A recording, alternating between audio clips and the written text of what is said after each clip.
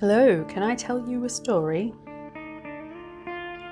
This is a very short story. It's a piece of flash fiction, which means that it's less than 500 words. This intro might take longer than the actual story. Not quite, but anyway. Still take a minute to get comfortable. And while you're doing that, I'll tell you that this podcast and all of these stories are supported by patrons. So, if you're feeling generous and amazing, you should probably become a patron too, and you will receive many bonus stories. There are piles of them already waiting for you, and you can find out more about all of that on patreon.com/Can I Tell You a Story. And now, let's begin. On the cave wall, the painted raven's eye is ice blue, and it never blinks, staring at the standing stone marking east. Slouching stone, more like, a whiskey cant, up all night, drunk with the passing of ages. Just before sunrise, Chance flips a coin. The stakes are high. Heads, time continues. Tails, it's the end of days. The coin arcs up, falls like a spark of starlight into his waiting hand. Behind the standing stone, the sky begins to lighten. Chance doesn't bother to look, instead watching Sulis as she makes her move. "Checkmate," she says, seated on the other side of the board. She learned the hard way. Never play games of luck with chance, only ever games of skill. She knocks his king right off the table and onto the floor. It skitters to a stop by the wall, at the raven's feet.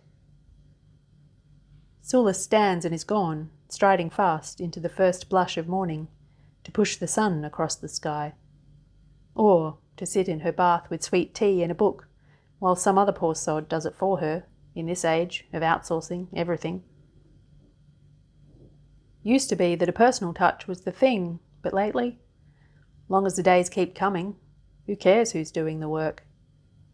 "Ah," says the raven, reaching out a painted foot to grasp the fallen king.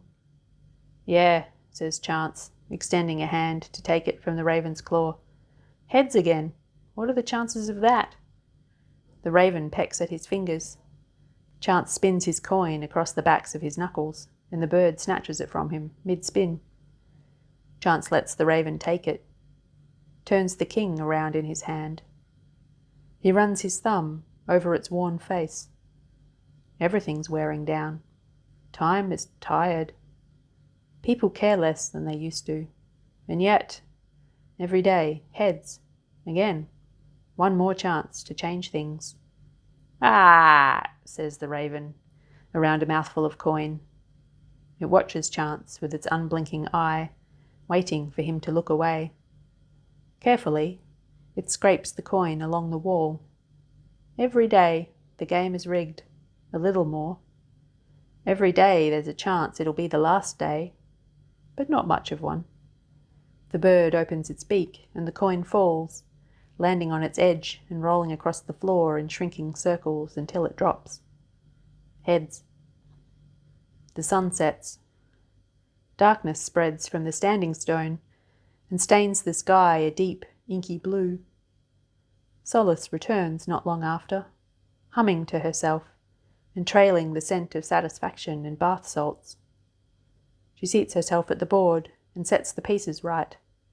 Red camp facing black, every figure chipped, from defeats stretching back as far as time itself. Chance runs his coin across his knuckles, waits for Sulis's opening move. On the wall, the painted raven's ice blue eye watches, unblinking.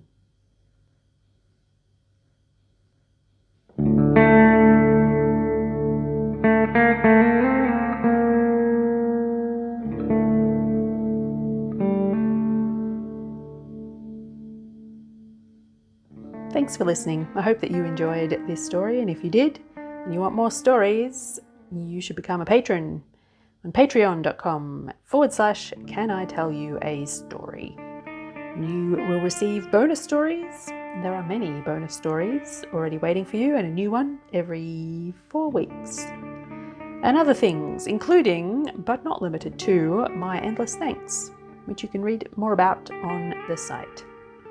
Until next time, send a prayer to Chance and hope that when he flips his coin just before sunrise, it keeps coming up heads.